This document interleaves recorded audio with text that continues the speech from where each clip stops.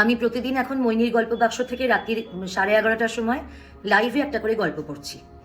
তো কিছু কিছু বন্ধু এখনো পর্যন্ত জানেন, অনেকেই জানেন না।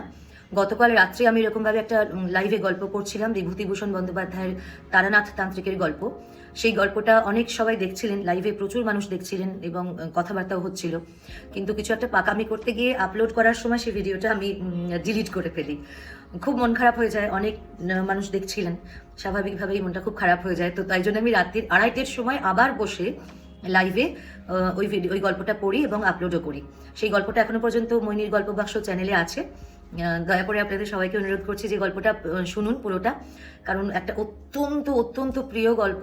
আর লাইভে পড়া মানে এর মধ্যে অন্য কোনো কৃত্রিমতা নেই, কিছু নেই, কোনো পাকামি নেই, কিচ্ছু নেই, কোনো মিউজিক নেই, কিচ্ছু নেই, শুধুমাত্র গল্পটা পড়া আছে। যারা গল্প পড়তে ভালোবাসেন বা গল্প শুনতে ভালোবাসেন, আমি নিশ্চিত যে আপনাদের ভালো লাগবে। অবশ্যই কমেন্ট বক্সে জানান, এবং যদি অন্য কোনো গল্প শোনার অনুরোধ থাকে সেটাও এখানে কমেন্ট করে জানাতে পারেন।